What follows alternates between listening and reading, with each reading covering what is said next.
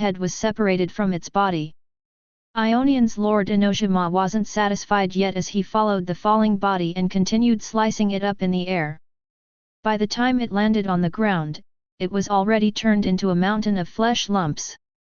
The viewers were left shocked speechless by the sight of countless thin and smooth spatial cracks disappearing rapidly in the air.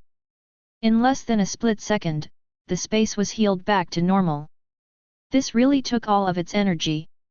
Ionion's Lord Enoshima remarked in displeasure after noticing his katana's illuminating wind blade turning much dimmer. He knew that it was useless now unless he recharged the futharks, that was something only dwarves could do. Unlike the executioner in Felix's old maze game, Ionion's Lord Enoshima wasn't using any blade technique to pull off those spatial wind blades. He was cheating by using a legendary artifact, and the price was his inability to keep using this powerful attack freely. Meanwhile, the executioner had pulled off his spatial wind blade by mastering his ancestor's blade technique, something that only a devoted genius could pull off. That's why he received recognition from primogenitors compared to their disinterested looks as they watched this fight. Let's finish this. Ionion's Lord Enoshima didn't care about anyone's opinion on his method as he took his katana with him and flew back to the wiggling worm's head. However, just as he wanted to destroy its brain, his instincts screamed at him to get the F***ck away from it. Boom! Transmutat. Alas, before his body could finish its transmutation, he was caught in a sudden unexpected explosion. It came from nowhere but the chasm's head. The explosion wasn't the problem, but the green mucus released with it. It ended up covering the upper half of Ionion's Lord Enoshima's body, melting it almost instantaneously. N0, Vel, B, J, N, served as the original host for this chapter's release on N0v3LB1N. Still, as one of the most powerful fighters in the Alliance, Ionion's Lord Enoshima managed to pull off the surrender coupon right before his brain melted off too.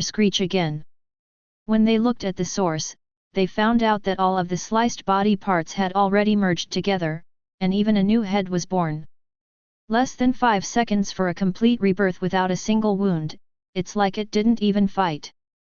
Miss Rose commentated with a somewhat freaked tone. She wasn't scared by this chasm's master, but by the notion that the same monster was existing in this universe. Unbeknownst to her, there were much scarier monsters yet to be found. Whoosh! Just as she was about to switch the camera to the other players to check on them, she was surprised by the appearance of Felix, standing above the same tunnel's edge.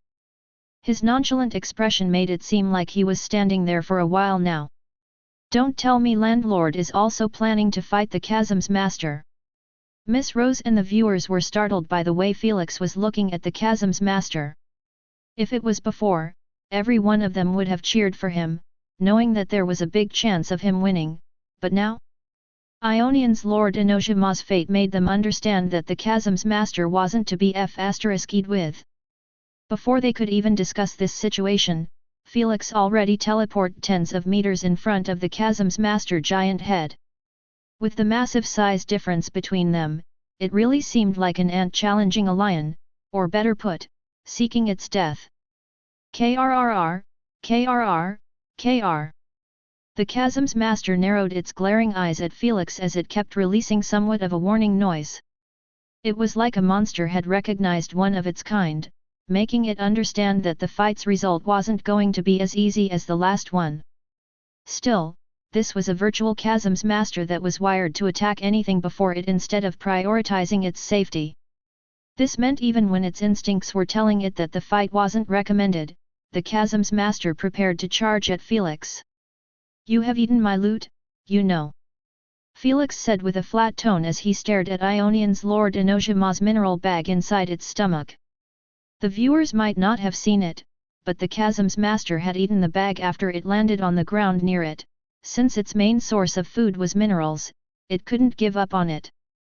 KRRRRRRRRR.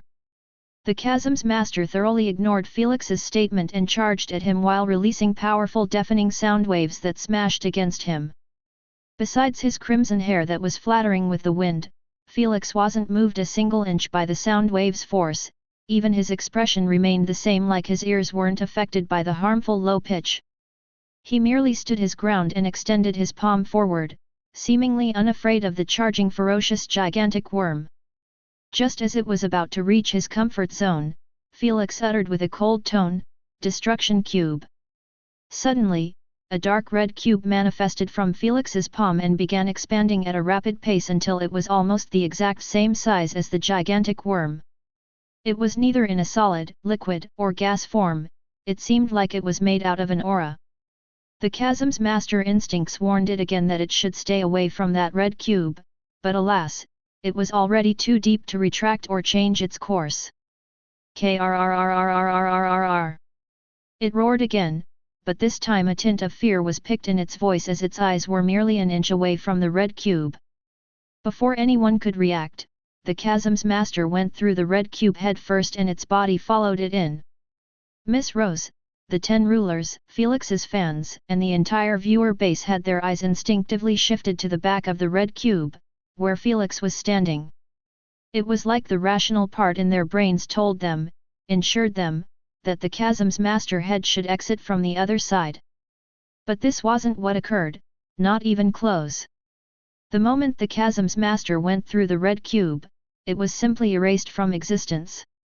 Its long body that was stretching for 100 kilometers kept going through the red cube, responding to the last order of the brain. By the time the tail disappeared through the red cube, the entire stadium was turned as silent as a deserted graveyard on the darkest of nights. No one spoke, no one reacted, no one blinked, and no one even managed to process a thought. They just kept staring at Felix and the red cube as if they had just participated in the greatest magic trick in the history of the universe. This reaction was understandable when no one had ever seen the destruction element in action before. Retract.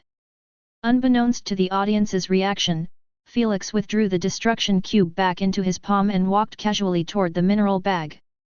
With its indestructibility, it was the last thing that survived the chasm's master. Congratulations to Landlord for slaying the chasm's master. Queen AI shared this notification worldwide 3 times, causing the remaining 3 players to stare at their tunnel ceiling in disbelief. Is he killing anything that moves? Princess Maylyra felt chills course on her spine. As his teammate, she was notified of all of Felix's previous kills. This made her realize that Felix had literally hunted down all the players but her and his allies. Now, even the chasm's master tagged along. She really started to feel gratified that she was on his team. Is he coming for us next? The Pandyan's High Honor Jera raised his guard to the limit. He won't. King Tresnor assured him as he continued his mining. He understood that Felix would never seek to hunt him down with the current friendship between their races. It was just foolish and stupid. So, from the very beginning, he never had his guard raised against Felix even when he was assaulted by his poisonous mist. Meanwhile, the 10 rulers had a different conversation. Destruction element, so, this is his source of confidence. Elder Dragon's expression became solemn. Nothing that Felix had shown throughout the entire game had made him feel even a bit worried. Even the soul poison was easily blockable in his eyes with his fire element. But this? He understood that even with all of his overwhelming strength and power, he wouldn't be able to survive the red cube. I can't believe King Mahit has given him his ancestors' bloodline. Queen Alfreda expressed. Did he take it from them forcefully? Or he made a deal with King Mahit? Emperor Local asked with a serious tone. I doubt anyone can hunt down the Watchers in their own territory. High Chieftain Lokaka shook his head. If they made a deal then, what is it?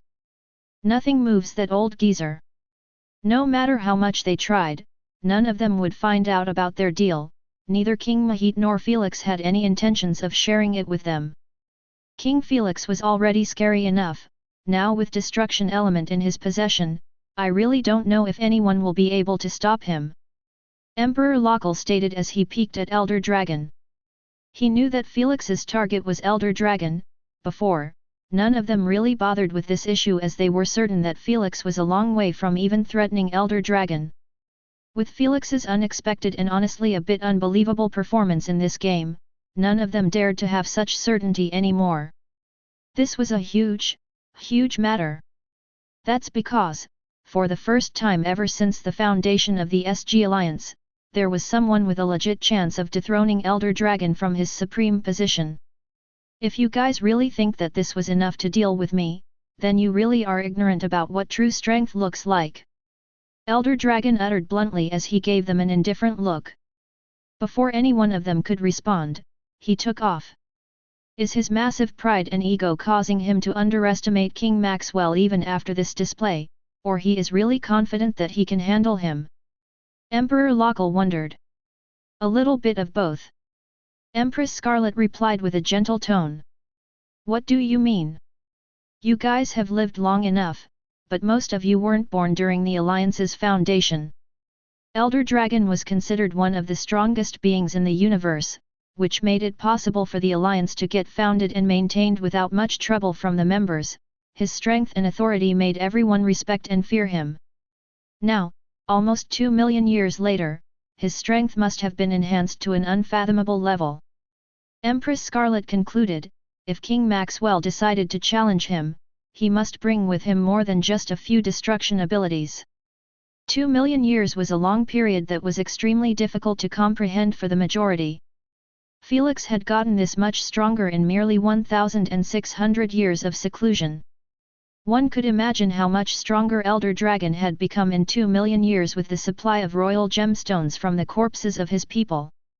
While the stream chat and the stadium viewers were still trying their best to figure out what kind of ability Felix used to slay the chasm's master, he was seen mining perfect graded minerals at the depth of the chasm. With the death of chasm's master and the players harboring ill intentions, Felix was having a peaceful time on his mining journey. To make sure that no one would interfere with his harvest, he sealed all the tunnels leading to the chasm's bottom with solidified poisonous walls. Fortunately, Princess Maelera and the other two were smart enough to understand that the chasm's depth had become Felix's territory. Princess Maelera wasn't shameful enough to come to enjoy the fruit of his labor after doing nothing to help him, while the other two simply respected the silent agreement of staying out of each other's business. With this kind of mutual understanding, Felix spent the next 6 hours doing nothing but mining the best of the best minerals. It wasn't really hard for him, as he had help from his gemstone golems in addition to his sensitivity to minerals and ores due to his ancestral dragon heart. As the dragon's main source of food and nutrition, it was obvious that they would have some sort of detection for them. Before long, the game ended in this anticlimactic manner as no fights broke off and no more drama occurred. Though, no one was really upset, as Felix had given them what the worth of their tickets was with his performance in the first half. The primary upload of this chapter happened on N0V3LB, J.N. After the game ended, Felix and the remaining 3 players were teleported back to the stadium. Haha! You really have made our life easier, King Maxwell. King Trensnor approached Felix with his usual rowdy laugh and patted him on the shoulder with a gratified expression. I just played the game as normal. Felix replied with a faint smile. If this is your normal, then we really are f***ed if you got serious. King Trensnor joked. Meanwhile, Princess Merlia and Pandion's High Honor merely gave a head nod at Felix. One felt too awkward to speak to him after their previous confrontation, and the other just didn't feel the need to thank Felix. He knew that Felix didn't come at him because of King Trensnor, so there wasn't really much to thank. Since there was still the performance rating process, the eliminated players were called back to the stadium to see the end results. King Maxwell, you really went a bit heavy-handed on me. Shadowborn ruler Hogan appeared next to Felix with a clear displeased expression. The moment he was revived by Queen Ai, he was watching the game and waiting to get recalled so he could express his grievance at Felix. As inner circle leaders, there was an unwritten rule between them that they should always give each other a chance to use a surrender coupon if they ended up in a game. Felix straight off ignored this rule and killed him. I could have gone much heavier. Felix replied calmly. You. He is not lying, you know. Nightguard N1 interjected expressionlessly, somehow his poison is capable of poisoning mental energy and even the souls. He could have ended your life for real if he wanted. Knowing that Nightguard had no reason to lie made him feel chills course on his spine as he looked at Felix's emotionless eyes. He was already slightly terrified of him after seeing what he did to the chasm's master, but after knowing this, his disgruntlement faded as fast as the way he died. Before the players could get involved more in this subject, Miss Rose came to the rescue by teleporting next to them and displaying the game ranking. /1 Unpaid Landlord /Spiderkins Princess Meralia, 980 EP/298 EP. Total, 1278 EP. 3. Werewolves King Trensnor /Pandion's High Honor Jera, 245 EP/287 EP. Total, 532 EP. 3. Shadowborn Ruler Hogon/Ionians Lord Enoshima, 0 EP/0 EP. Total, 0 EP. 4. Midgard N1/Giants Champion Masa, 0 EP/0 EP. Total, 0 EP//. This is a bit worrisome, Miss Rose said as she gulped a small mouthful. Everyone ignored the others and focused on Felix's insane amount of Empyrean points. Landlord started this game with an x8 multiplier due to him skipping the entire Empyrean list.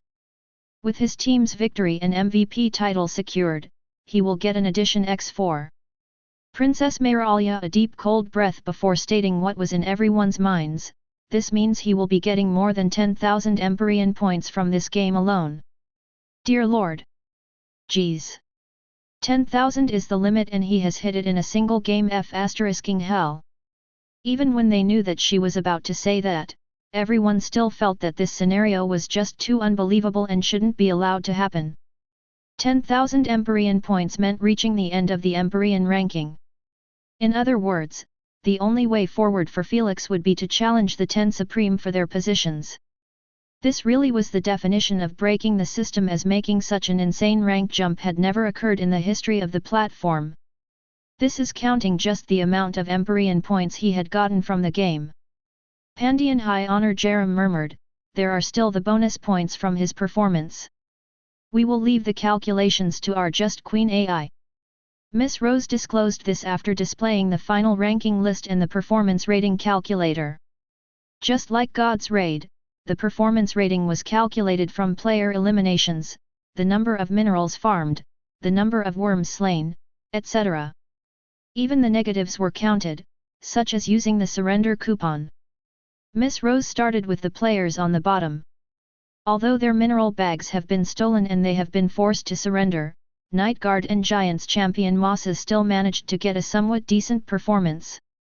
Unfortunately, decent performance wasn't going to secure them being in the top 50%. When the performance of other players was calculated, they ended up still being placed at the bottom of the finalized ranking list. After finishing with Princess Mayralia, Queen AI moved to Felix's performance rating. Everyone seemed to be anticipating how many Empyrean points he would be getting from his performance. Eliminated 3 players directly alone, plus 30 EP. Killed 15 whistling worms, plus 15 EP. Stole 3 mineral bags, plus 30 EP. Total participation in the death of the Chasm's master, 100%, plus 200 EP. Activate X12 multiplier, total score 15,060 EP. Performance rating is over. Congratulations to Landlord for emerging as the number 1 in this game. Queen AI announced as she placed Felix's name at the top of the final ranking list under the dumbfounded and stunned eyes of the viewers and players. None of them were really shocked that he was number 1, but by the total amount of his Empyrean points. 15,000, a whole 15,000 in one game. Princess Mayralia uttered with the most envious tone ever. Even the spectating players couldn't help but clutch their hearts in agony at the sight of such a mind-blowing number. It was even worse for the other Empyrean players at the bottom and the middle of the list. Mother Fasterisker, I am struggling to earn 20 Empyrean points each game. Mipapo remarked with a pissed-off tone as he watched the game live. At least you are earning something, I am fighting just to keep my rank from decaying. His partner sighed, this feels just too unfair. Unlike Felix, the rest of the Empyrean players almost never dare participate in a game that was above their average rank.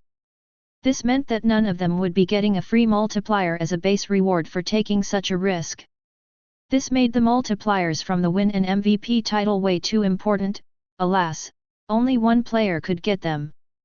To make matters worse, even if a player had given the best performance in his life, if the other players managed to still beat it, he would end up in the bottom 50% and have either his points reduced or evened. In other words, climbing the Empyrean rank was simply a hellish process that took decades or centuries of hard work and goddess-like luck.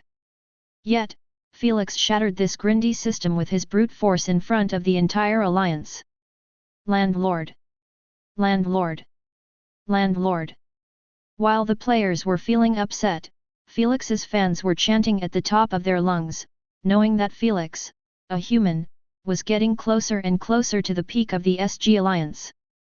Miss Rose did them a favor as she displayed the current Empyrean ranking before everyone. 1. Berserth, the Elder Dragon. 2. Lakaka, the Space Worm High Chieftain. 3. The Hive Queen's Guardian and 0. 4. Aquaries, the Heavenly Turtle's Minister. 5. Igos, Black Dragon Clan Head. 6. Azastirth, the Green Dragon Clan Head. 7.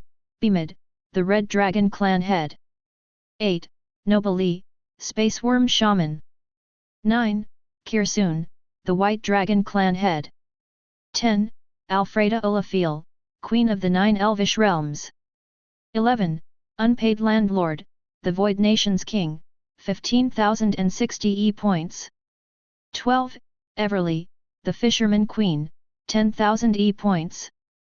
No one was shocked by the fact that the dragon race was literally dominating the top 10 supreme list. They weren't referred to as the strongest race in the alliance for no reason. If the Watchers ever decided to participate in the games, this list would have drastic changes. Fortunately for the dragons, they weren't interested in gaining everyone's respect and worship. With such a massive point difference between Landlord and Queen Everly, he can be at ease for centuries that no one will be able to surpass him. Miss Rose commentated excitedly. This is really a big deal as he can prepare to challenge the top 10 supreme without worrying about those below him gunning for his rank. Shadowborn ruler Hogan expressed next to the other players. The others nodded in agreement as they understood that the most annoying thing about being in the 11th position was being forced into challenging the top 10 players to move forward. Usually, there was nothing wrong with this, but one shouldn't forget that the players behind were able to play games and gain Empyrean points.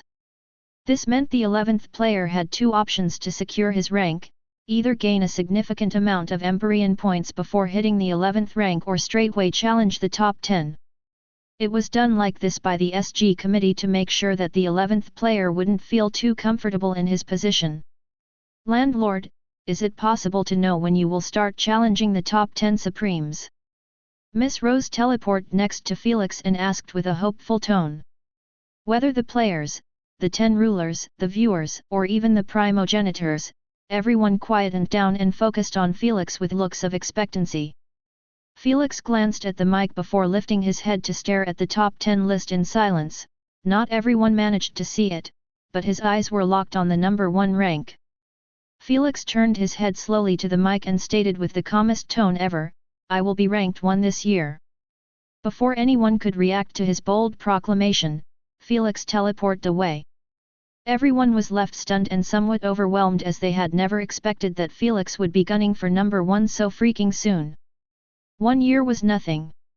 If it was someone else, every one of them would call him out as a fraud or an overconfident moron, but this was Felix.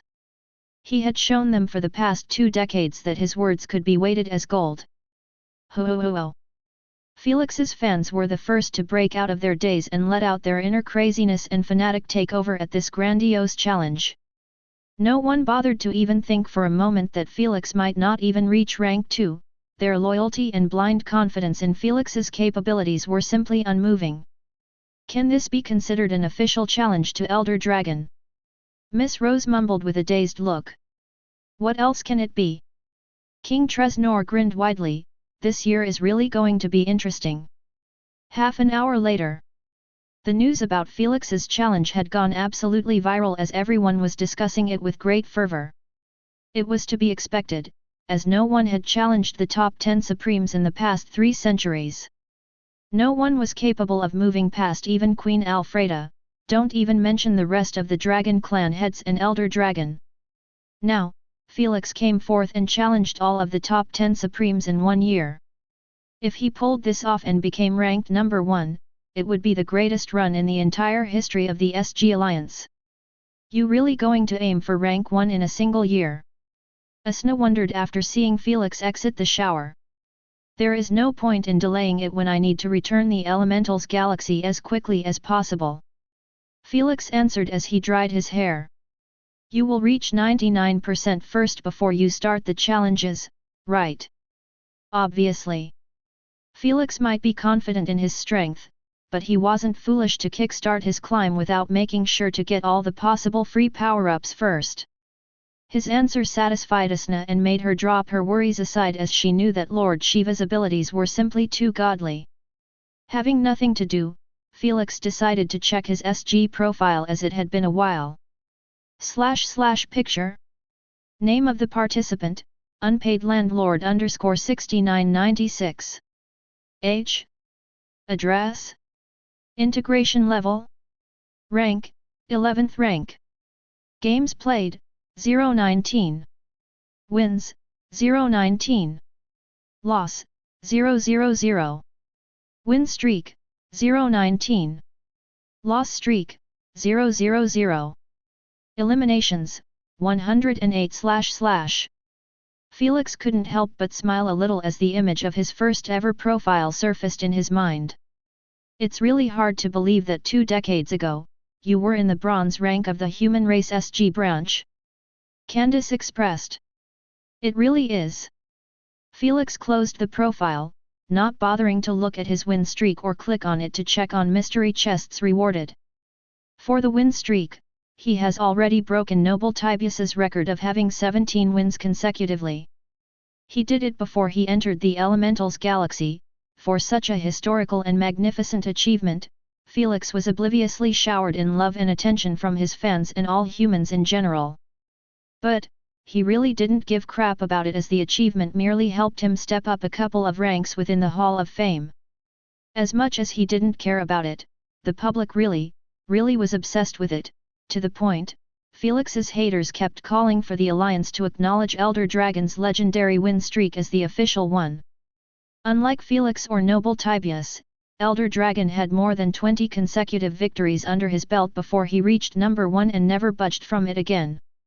Right now, there was an online petition that was more than 16 years old with hundreds of billions of signatures to make this change official. Luckily, the SG Comite ignored this idiotic petition and kept Felix as the official record holder. Though, this created a long-lasting war between Felix's haters and fans that could only be ended if Felix broke Elder Dragon's unofficial win streak record. As much as it seemed like this day was about to arrive faster than anyone anticipated, Felix still didn't give a crap about it. Inside a small cozy living room with a fireplace lit on and soft leathery cushions, Saurus, Wendigo, and Mananangle could be seen sitting near the fireplace. They had tea and wine on their hands and they seemed to be discussing no one but their favorite pain in the ass mortal. From what I have seen, that can't be 16 years of development. Saurus said with a solemn tone.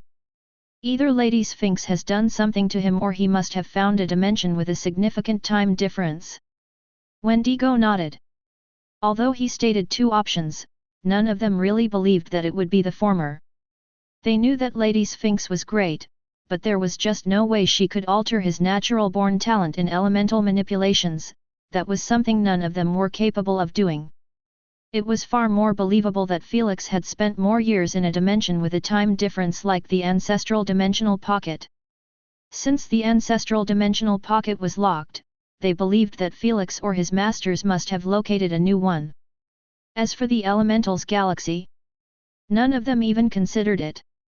In their eyes, it was even less believable than Lady Sphinx finding a way to increase his natural talents. It was understandable as Felix wouldn't have been granted access even with the favor in hand. The only reason he was allowed in was because of the earring. Dimensional pocket or not, this brat is getting stronger faster than my liking. Saurus said, 16 years ago, he was barely able to win an Empyrean game, now he is about to dethrone Elder Dragon? What kind of bullsh** tea is this? All of this and he still hasn't entered the Origin realm. Wendigo said with a serious tone, I have done extensive research on the human cultivation system because of him. This made me realize that the Origin realm always gives more than 70% all-rounded improvement after becoming a new race. Usually, This improvement is still quite trash for normal humans, but in his case. Wendigo didn't add further as both of his partners understood the severity of the situation. Based on Felix's performance, they figured out that his physical strength should be around 600 kbf even though he didn't go all out. 70% or 80% of 600 kbf was enough to put him in the 1 million range. 1 million is the separating line between mortals and deities. Manananggal said calmly, if he managed to cross it after his origin realm, he won't be immortal anymore and will never be. 1 million BF might not seem like much, but the Darkins understood that the moment a being crossed it, his entire body would change drastically. This would cause his reaction speed and spiritual pressure to be equal to anyone around the 1 million range. This was the reason why primogenitors could not overpower each other with their spiritual pressure even if one was an elemental lord and the other was a normal primogenitor. In the eyes of the Darkins, losing the ability to kill Felix with a mere look was extremely serious. This isn't even the scariest part. Wendigo narrowed his eyes, he has integrated with Lord Shiva's bloodline. This means he will be getting his ultimate ability after reaching 99% in his integration. You guys know full well how frightening it is. The moment it was brought up, shivers coursed down their spines. Manananggal had experienced void domain personally and he was still more frightened by Lord Shiva's ultimate ability than it. The shocking part? Lord Shiva's ultimate ability wasn't even a domain. I never thought I will be saying this ever in my life, but this mortal is starting to scare me a little. Wendigo said with a serious tone. Aren't you guys overreacting a bit? Saruas sneered, so what if he entered the origin realm? So what if his strength, reaction speed, and spiritual pressure were on our level? Even Lord Shiva's ultimate ability is useless if it didn't manage to land on us. We have spent billions of years mastering ourselves compared to this little punk. Even if he had hundreds of ultimate abilities and was on our level, he will still fail to stand before us. This might make Saurus seem too overconfident, but he really was speaking the truth. Billions of years of experience couldn't be bridged with some mere improvements. Even if Felix reached the same strength as the primogenitor, he would still be considered the weakest of them all. If it was so easy to kill primogenitors just because one reached their level, then they would have slaughtered each other during their era. The only way to kill them was by absolutely overpowering them. Saurus might imagine Felix reaching their level, but he could never imagine him reaching a state where he could bring despair upon them. I am not scared of him, but of his rapid improvements. Wendigo stated coldly, we used to believe that there was a chasm separating us and him, look at the situation now. He is mere inches away from us and it will be utterly foolish to let him take that last step. Saurus and Manananggal knitted their eyebrows at his last statement. Are you saying that we should make a move on him before he reaches origin realm? Yes. Wendigo confirmed it with a solemn tone. Are you insane? Saurus retorted instantly, you want us to get hunted down by Lord Koaz. Saurus might want Felix dead more than anyone, but he understood that Lord Koaz had already given them his last warning when he killed Mananggal's clone. In other words, if they dared make a personal move on Felix, even if they killed him, he would make sure to fulfill his word and end their lives. I admit that Lord Koaz is a giant problem, but we just can't stay still and watch that bastard cross over the mortal line. If he made it to the origin realm, it will be 100 times more difficult to kill him than now. At that point, even if Lord Koaz was done with him, it will be too late for us to do anything. Wendigo stressed. Saruas didn't have a retort against his explanation, he also knew that their options had already been exhausted and the only way to finish off Felix was through them. If Felix reached origin realm, even that option wouldn't be viable anymore. Forget that Felix would be able to survive their spiritual pressure and have a similar reaction speed to read their attacks, the fact that he still had 4 primogenitors backing him up already made it extremely difficult. It's really either now or never. Wendigo sighed. He is already a pain in the ass at his state, I don't want to deal with him after he becomes a deity. Manananggal jumped in with his usual composed expression. What do you suggest then? Don't tell me it's the same as him. Soros frowned. Killing him is the easy part, dealing with Lord Cows is also easy. Mananangel looked at them and said calmly, it just depends on how much you are willing to give up on your current lifestyle. What do you Maya, don't tell me. Wendigo figured out his partner's plan midway, causing his eyes to widen in surprise. What? Fill me in. Soros got annoyed. Wendigo looked at him and uttered with a stern tone, he wants us to escape to the other side of the universe after the deed. Soros was taken aback as he knew what that meant. Don't give me that look, I already said that it depends if you guys are willing to give up on your current lifestyle. Mananangel said. Are you even sure that Lord Cows wouldn't follow us there? The Void Realm is covering the entire universe, even that part. Soros frowned. I am not sure, but I have heard multiple rumors that Lord Cows is avoiding the other side of the universe. Mananangel shared. Is it because of the Paragon of Sins? Soros raised an eyebrow. He might not know about those rumors, but he had heard that the Paragon of Sins was slumbering in the void realm of the other side of the universe. This piece of knowledge was the only thing that the primogenitors were somewhat sure about when it came to the mysterious Paragon of Sins. That's my original assumption. Mananangel nodded. Isn't it a bit foolish to risk our lifestyles and probably our lives for an assumption? Soros shook his head. I think it's best to just wait until Lord Cows is out of the picture. In his eyes, although this would mean giving Felix his freedom to reach a deity level and potentially irritate them on a whole different level, it was still better than taking such a risk. I think we shouldn't be making decisions now. Wendigo said, the brat still has Elder Dragon in his path. Who knows? He might fall flat on his face before him. Even if he got killed by him, the brat is smart enough to get himself the revival coupon. Mananangel stated calmly.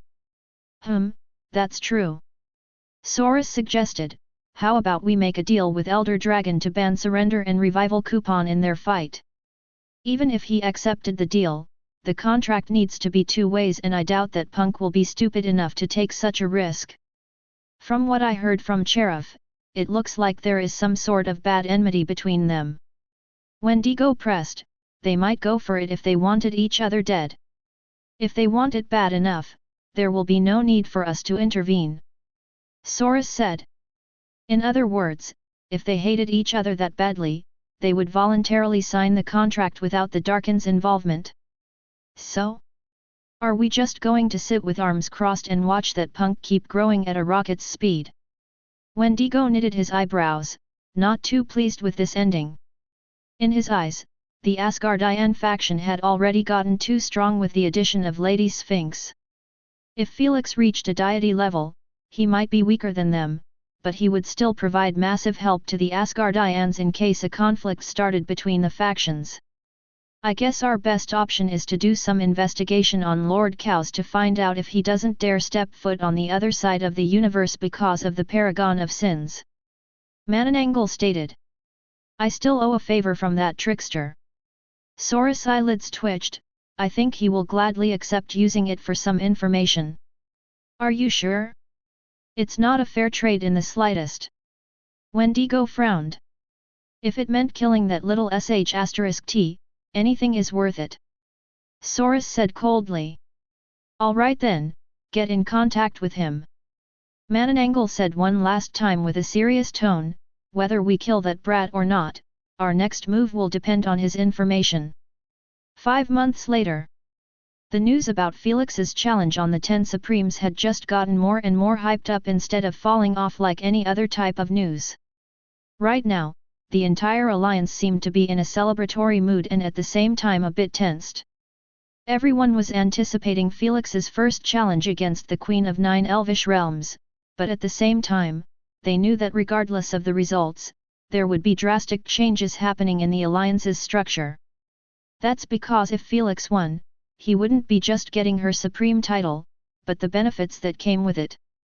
To be exact, there was just one benefit, still, it was so significant as it was affecting the entire 9 Elvish realms. This benefit was none other than being given a passive 1% of streaming revenue of all the games held in the individual Supremacy Games platform. 1% might not seem like a lot, but one shouldn't forget that the ISGP was branching out to almost all races with fighting potential. This meant that there were millions of games, if not more, being held daily throughout the entire SG Alliance. Felix had earned trillions from just his latest game, and he was given less than 2% of the streaming revenue. Now, imagine how massive having 1% streaming revenue from all the games on daily basis without needing to lift a finger. The amount rewarded was so massive, Queen Alfreda was using it to assist the development of the 9 Elvish realms, as it was just too much for a single person to spend. The same applied to the rest of 10 Supremes, as all of them get 1% of the streaming revenue as well. It didn't matter if they were number 1 or 10, all of them got the same amount, since the Alliance couldn't afford to give too much for the sake of the economy's integrity. Since the Dragon race had 5 members as Supremes, it was only natural that they were considered one of the richest races in the universe. That's why none of them bothered to sell too much of their natural treasures, as they never lacked coins due to their leaders' ranks. The only added benefit was given to the Elder Dragon for being number 1, it was none other than becoming the 11th ruler. Since he was already a ruler, he was given an additional vote compared to his peers. Felix was aiming before to become the number 1 in the Alliance for the sake of becoming the 11th ruler. But now? He just wanted to *CK up Elder Dragon and make sure everyone watched it. At the moment, Felix was sitting on his training room floor in a mediation position. From the sweat and tools around him, it was clear that he had just finished another integration process. 60% at last. He let out a long exhale as he stretched his limbs, causing his joints to crack akin to thunderclaps. Whoosh!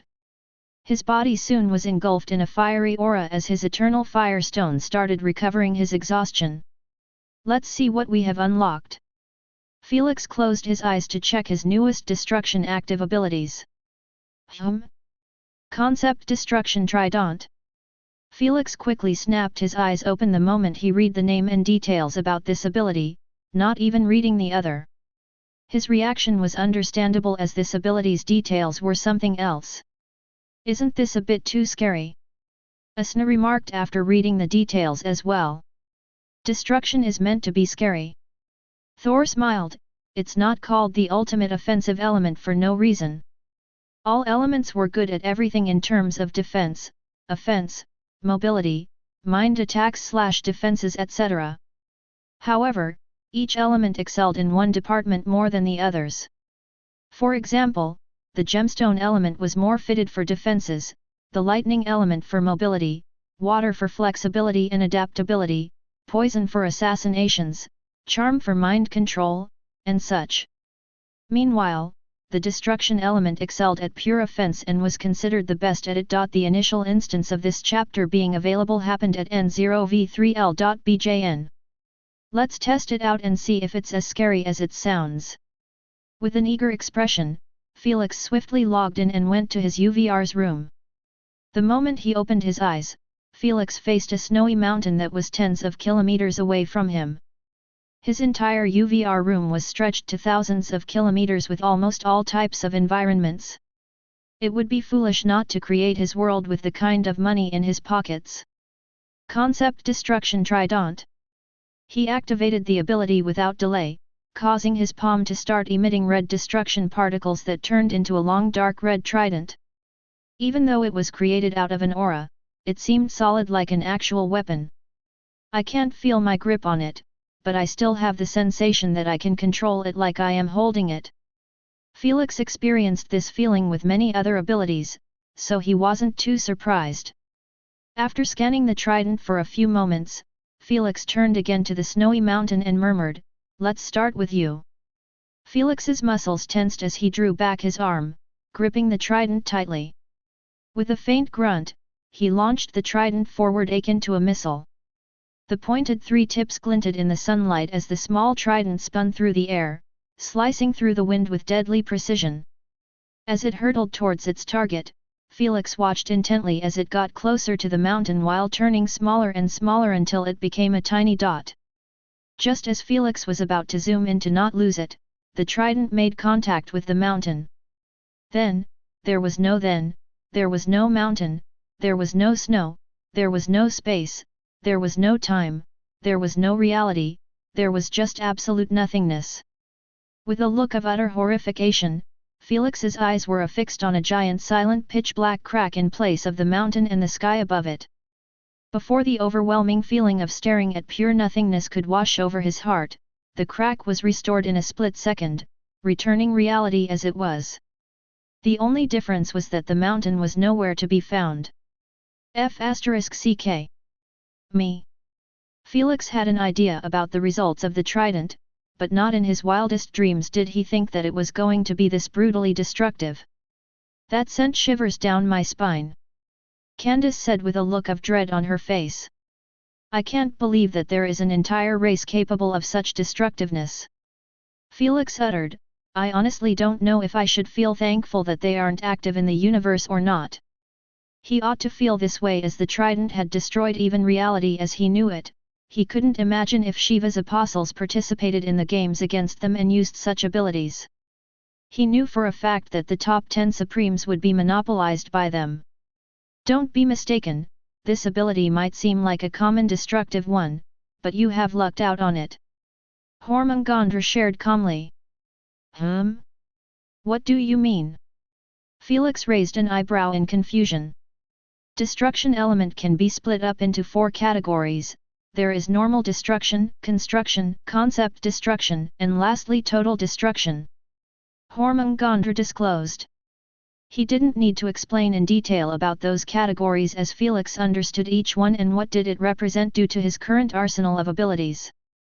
My destruction cube can be classified in the first category as it is capable of destroying anything inside of it as long as it was made out of atoms. This was the reason why the destruction cube had erased only the chasm's master existence instead of destroying everything inside of it. Meanwhile, my second active ability is construction cube and it allows me to reconstruct anything that I have destroyed with my abilities. So, this is the second category. P alpha D alpha Nu, Felix's first 2 active abilities were destruction cube and construction cube. It might seem weird that an element known for just destruction would be capable of construction. But it wasn't that peculiar in a logical sense. As he mentioned, construction cube enabled him to recreate anything physical that he destroyed using the element. This meant he could have reconstructed the chasm's master if he desired, however, it would be just his corpse since the ability couldn't reconstruct the soul. In a sense, it was simply reversing what was destroyed, which was still considered one of the capabilities of the element. The creation primogenitor was also capable of utterly destroying anything he had created, but he couldn't do the same to others.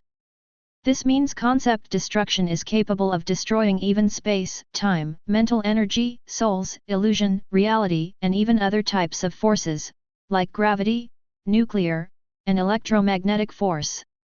Felix paused for a second before asking the big question, does this implies that Shiva's descendants aren't capable of creating concept-destroying abilities? Even when they have limited destruction manipulation. All I know is that concept-destroying abilities are similar to advanced abilities in terms of difficulty. Hormungandr explained, in other words, it would take a prodigy and an insane amount of dedication to learn and master just one. I see. Now it made more sense to Felix. He just couldn't fathom before that the universe would allow millions of beings capable of destroying reality without trying to balance things out. Since concept-destroying abilities were considered as advanced in difficulty, this signified that only King Mahit should have mastered one. Who knows? He might even not have bothered to waste his time mastering them since his entire race was imprisoned. Try destruction passive on it, maybe you will able to control the targeted concept. Asna suggested with an intrigued tone. If it works on my destruction cube, it should work on this too, right? Felix was also curious about this as his destruction mark allowed him to control the target for his destruction abilities. For example, when he used his destruction cube on the chasm's master, he didn't bother to control anything. However, if he used this passive, he would have been given the option to mark just the mucus on the chasm's master skin. In turn, this would allow the destruction cube to destroy only the mucus even if the chasm's master head went through it. This was extremely useful as Felix would have more control over what to destroy and what to leave behind instead of just obliterating everything. Let's try something easy to spot like gravity. Without further ado, Felix manifested another trident. Instead of throwing it away, he used his destruction mark on gravity. Whoosh whoosh! He started waving and playing with the trident around him. Before he could realize it, the sense of gravity that was keeping him grounded began to disappear. It's working! Felix smiled widely in delight as his feet began rising after the gravity around him was utterly destroyed. Everything else was left untouched. Even when Felix tried to cut the grass blades, the trident merely passed through them. The only thing affected was gravity and nothing else. After a few moments of screwing around in zero gravity, Felix threw the trident as hard as he could toward a tree. The trident made no noise as it passed through the tree akin to a ghost. The initial instance of this chapter being available happened at N0v3L.bjn. However, everything in the trident's path was affected by its destruction of gravity, causing the grass blades, leaves, pebbles, branches, and whatnot to start levitating in the air. Thud! Meanwhile, Felix fell back to the ground in a few seconds at best. It wasn't by his own choice as the gravity was restored to normal again. Looks like the destruction duration depends on what I have marked. Felix commentated as he watched the rest of the objects return to the ground in a couple of seconds as well. When he used the concept destruction spear, it shattered everything around its contact zone. However, everything was healed in a split second, which implied that law still had better domination than destruction. That only applies against your trident and other weaker concept destroying abilities. Thor informed, Lord Shiva was capable of erasing entire planets and stars from existence without them leaving a trace or the possibility of recovery. I expected as much.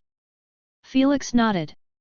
Although Felix didn't unlock many more powerful concept-destroying abilities, he was still more than satisfied with his trident.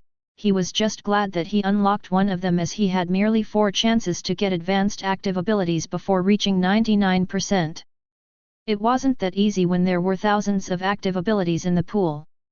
I was always meaning to ask, is the destruction element better than the void element in terms of destructiveness? Felix inquired with a curious tone as he created another trident and marked space as the target. Both elements might have a similar goal, which is total deletion until nothingness remains, but they are different and shouldn't be compared. Lady Sphinx clarified, void element is energy-based while destruction is a concept.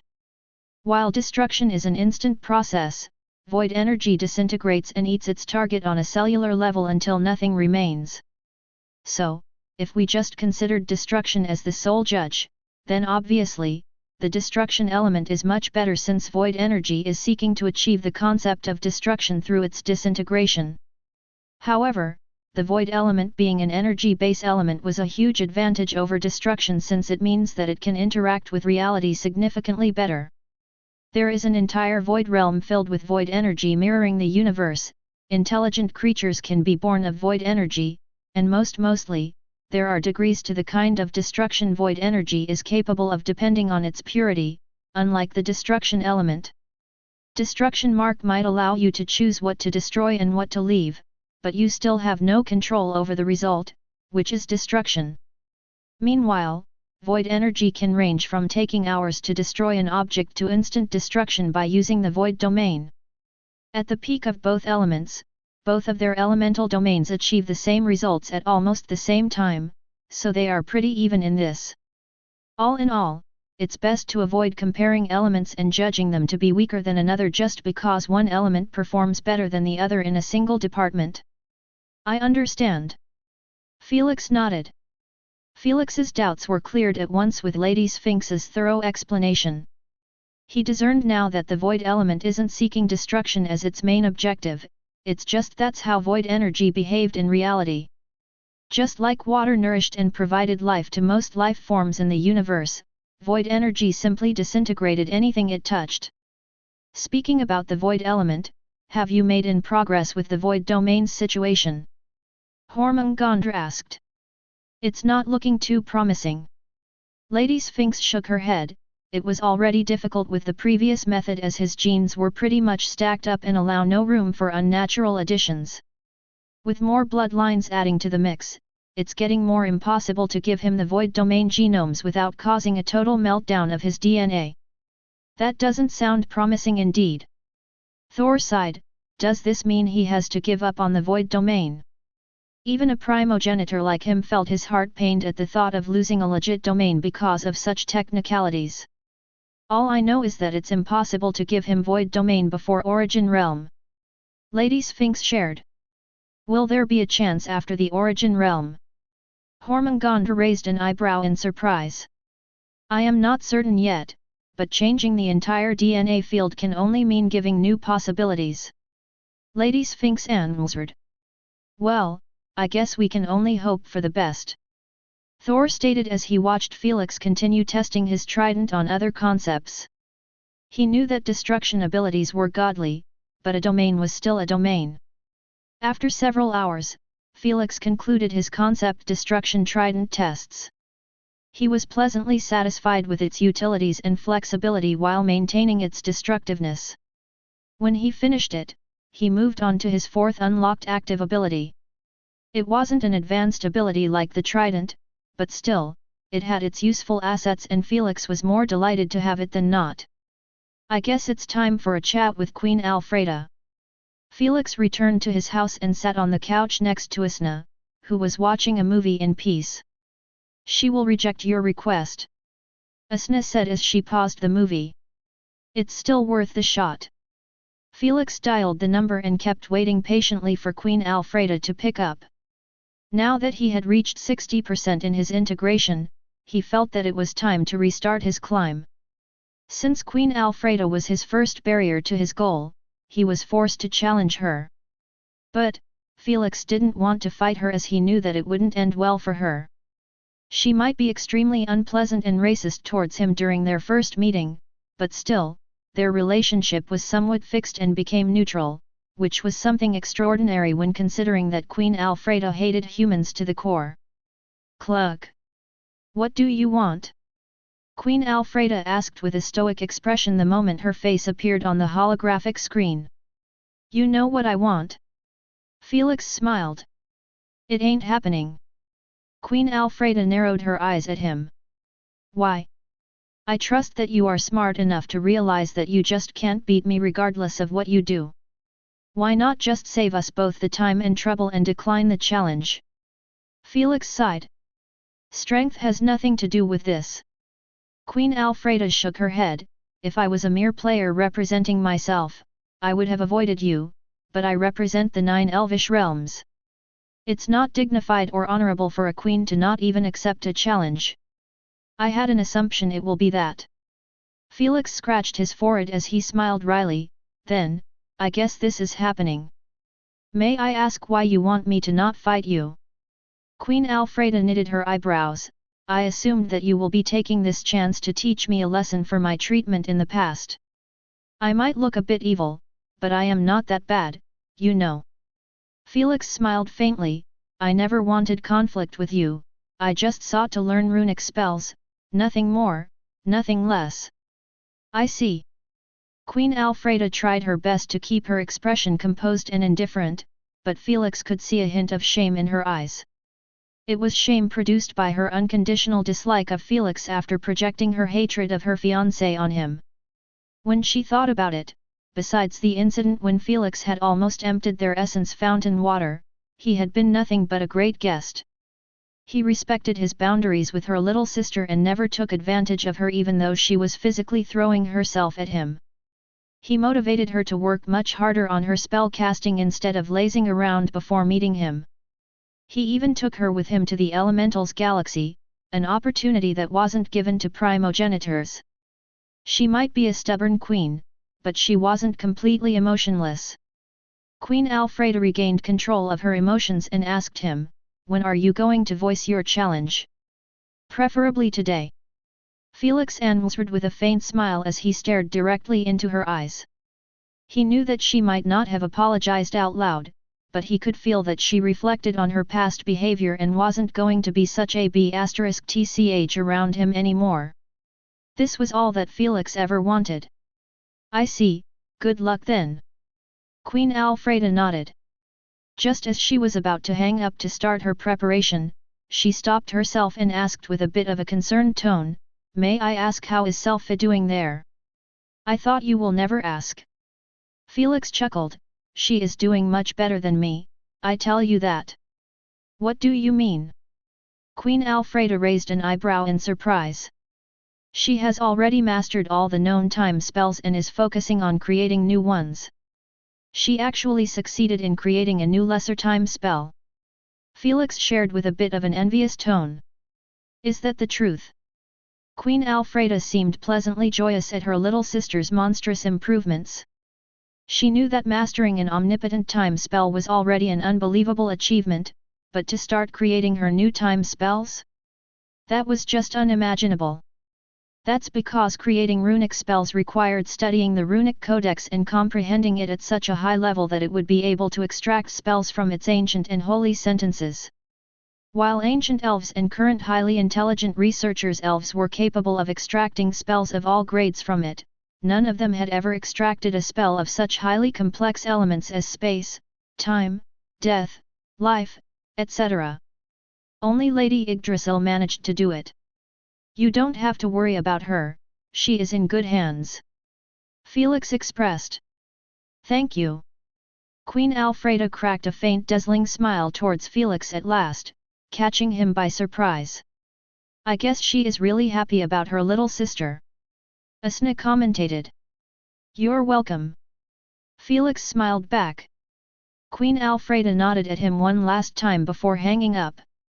"I may not have gotten what I wanted, but this is good too," Felix said with a pleased tone. It might not seem like much, but his relationship with Queen Alfreda was clearly on the right path as the bad blood between them was cleared. This was good for Felix as it meant that he would have Queen Alfreda's side in the 10 Rulers' Assembly, which should facilitate any of his future decisions. Since she decided to drop her hatred for me, I might do her a small favor during the fight. Felix chuckled. "You really are too nice," Asna remarked sarcastically after reading his plan. "I know, right?" Felix smiled innocently. "Idiot!" Asna rolled her eyes at him and unpaused the movie. Felix planned to voice the challenge to Queen Ai, but after seeing a kissing scene popping on the movie, he glanced at Asna's plump rosy lips and couldn't help but change his plan. Felix edged closer to Asna and put his arm around her. Before pushing her near his chest gently, Asna smiled in enjoyment as she cuddled with him. "You know, we had an old famous saying in my home." Felix showed an honest smile as he said, "It's called, Netflix and chill." What does it mean?" Asna tilted her head in confusion. The original appearance of this chapter can be found at N0v3 Lbian. You will find out soon enough. Felix grinned as his previous harmless hand that was massaging her shoulder, slipped into her marshmallow-soft breasts. "You really can't cuddle in peace." Asna's cheeks turned slightly red, but she didn't reject his naughty massaging. "This is how men cuddle," Felix replied with a wolf-like grin as his other hand snuck under her pajama pants and played with her sacred fruit. Asna's breath got a bit erratic as the pleasure started washing over her body while her temperature kept raising akin to a rice cooker. When she finally couldn't take it, she lifted her head and started making out with Felix passionately while her hand went to wake up his little general for duty. "It's getting a bit hot up there," Thor remarked as he peeked above him with a perverted grin. "Can you not be disgusting just once?" Hormongondra's eyelids twitched as he closed the connection, giving those two young lovers some privacy. "Tisk, I didn't need to watch anyways, I already know the outcome." Thor clicked his tongue, knowing that those two weren't going to take it all the way again. They have done everything else but seal the deal, which wasn't Felix's fault at all as he was more than ready. "Leave her be, it's her first time and she wants it to be perfect," Hormongandra said calmly. "There is no such a thing as the perfect first time, she is chasing fairy tales and dragging our boy with her." Thor retorted, not too pleased with Asna's blue-balling his student. Thor was quite a womanizer in his old days, as he had harems of thousands of the most gorgeous women in the universe, so, in his eyes, sex was just sex and there shouldn't be such a big fuzz about it. I think she wants her first time to be in the real world. There is no other explanation for dragging this for more than 1,000 years. Carbuncle joined their conversation while chilling under the artificial sun. I had the same notion. Hormungandr and Thor nodded in agreement. In their eyes, since those two had done everything else, it only meant that the problem wasn't Asna's shyness anymore. She was more than ready to take it to the next stage. Her refusal only meant that she desired her first time to happen in the real world, not in a virtual or spiritual world. UVR might have 100% realism, which meant all the sensations would be the same as the real world, but still, in her eyes, it wasn't going to be the same as in the real world. While most couples stop having sex in the real world completely and transferred it to the UVR to go nuts without worries about anything, Asna still believed that only reality could convey the true feelings of both partners. Obviously, Asna wasn't a stone-hearted person. She also was finding it harder and harder to stay true to this belief every time she had gotten intimate with Felix. Who knows? She might end up completely giving to the pleasure one day and take it all the way even in the UVR.